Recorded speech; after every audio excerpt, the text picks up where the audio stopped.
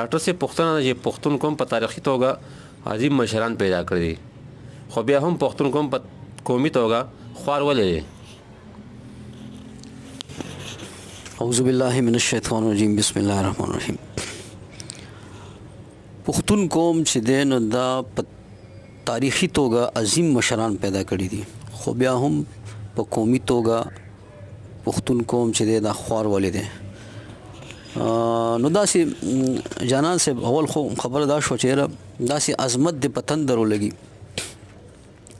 چې زما خپل قوم خوار وي، زما خپل بچي خوار وي، زما بیل پیژنګلو خوار وي، زما خاور دغه وي خوار وي او زه عظیم یم. نو داسې عظمت ته عظمت څنګه وي؟ خو زه خیر الله دې پکې خیر واچي. د بده مرغه زمونږ چې د حقیقت دا دی چې موږ ډېر غټ غټ مشران په نامتو مشران پیدا کړي دي خو هغه د پښتون قوم د بیل وجود دپاره دغه نه دي جوړ شوي. ګورئ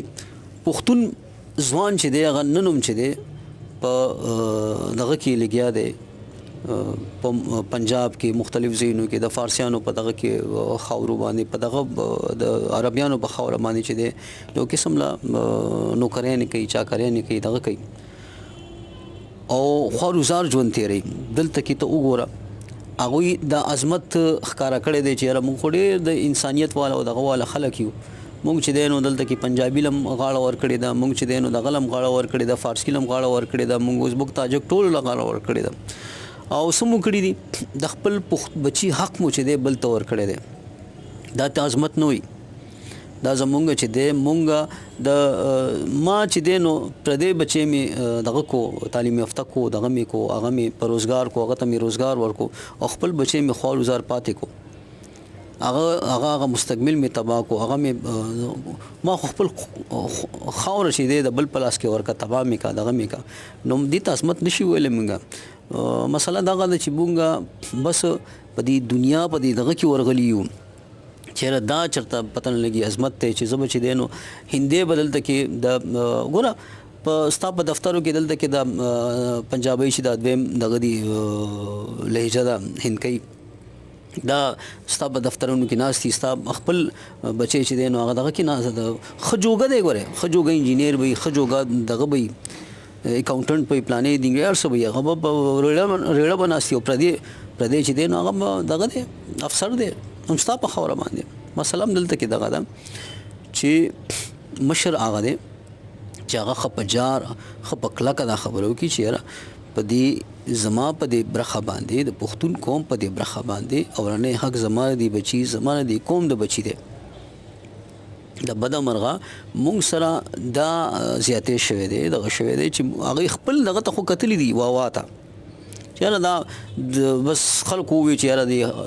دا ډېر عظیم لیډر دی دا عظیم مشر دی او دغه دی خو مسله دا ده چې هغه قوم ته څه فایده راغلی ده. که ما ته خلک ووایي چې دا ډېر عظیم انسان دی دغه دی پلانې او زما خپل بچي ما خوار ساتلی وي نو دا ته وایي چې ما د خپلو بچو سره انصاف کړی دی. په کار خدا وه که نه چې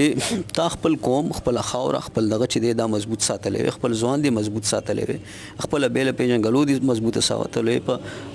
سرکاري نوکرو چوکو دی د خپل ځوان اولنی حق ثابت ساتلی وي. نو بیا که د دې نه بعد که ستا د نور قومونو د خلکو مرسته کولی مدد دی کولی دغه دی کولی نو موږ به ویلو چې یاره واقعي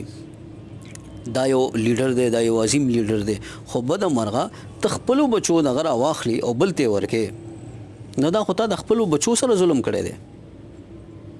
ته نن وګوره چې پنجابی چې دی نو د هندکي په نوم باندې چې دی دلته ستا په دفترونو کې ناست دی هم ستا بچی چې دی هغه چېرته په دغه کې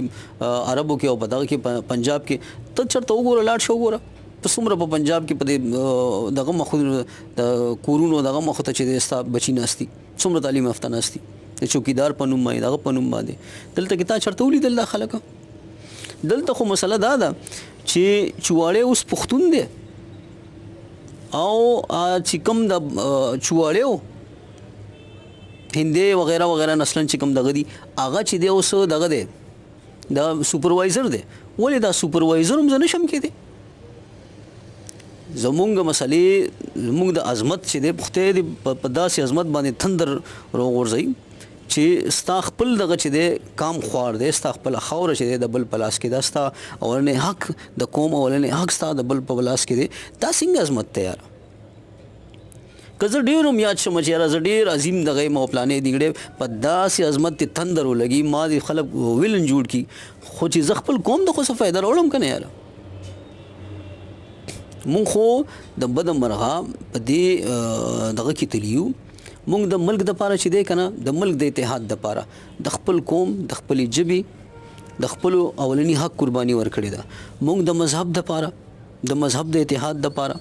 چې دی نو مونږ د خپل قوم د خپلې ژبې د خپل اولني حق قرباني ورکړې ده مونږ یعنی د انسانیت دپاره هم چې دی د خپل قوم د خپلې ژبې د خپل اولني حق قرباني ورکړې ده حالانکې دا په هیڅ قانون په هیڅ مذهب په هیڅ دغه کې نشته دی ستا په څیز باندې اولني حق ستا دی په ټوله نړۍ کې هم داسې ده دا بخښنه وغواړم جانان صاحب دا عظیم خو بس تش په نوم عظیم دی نو لکه قوم ته څه فایده ده تر ننه پورې په دې خاوره باندې چې دی دلته دې خاورې چې دی څومره هغه تاریخي خلک پیدا کړي دي چې ځان ته څه وایي که نه تر ننه پورې ستا په خاوره باندې په دې پښتونخوا او جنوبي پښتونخوا کې په خپله ژبه بنیادي زده کړه شته نشته دی ستا کورني معاشرتي نظام ته چې دی نو د پښتو پښتونولي ته دغه شته دی او هغه قانوني تحفظ شته دی نشته دی ستا په دې پښتنه خاوره باندې پښتنو ځوانان جوګه پښتنو ځوانانو ته هغه د په سرکاري چوکو نوکرو او د اولیني حق هغه دغه شته دی نشته دی د څه شي عظمت الله دې په موږ باندې رحم وکړي الله دې دا چې دی نو هغه خپل واوا دپاره دا څه شوي دي ما ته خو اوسه پورې چې دی نو که څونه زموږ باچاهان تیر شوي دي که څومره زموږ مشران تیر شوي دي ما ته دې وښیي چې یاره څوک دې راته وښیي چې کوم ته څه فایده راغلی ده زما بیلې پیژنګلو ته څه فایده راغلی ده زما پښتون ځوان ته څه فایده راغلی ده زما خپل بچی چې دی هغه خوار دی او زه د بل بچي دغه کومه خصمانه کومه دا چې شی شو زما بچی چې دی نو هغه دې په نورو دغه کې چې دی نو څوکیداري نه کوي دغه کې بېروزګاره دي ګرځي او زه د بل بچی چې دی نو هغه دلته کې په دفترو کې دغه کومه افسر کومه زه دې ورته ګلونه اچومه دا د اصل د مشرۍ په نوم باندې چې دی هغه مونږ ته دوکې راکړې شوي دي عظمت خدای خبر شي ستا عظمت وایي بخښنه غواړم الله مل شي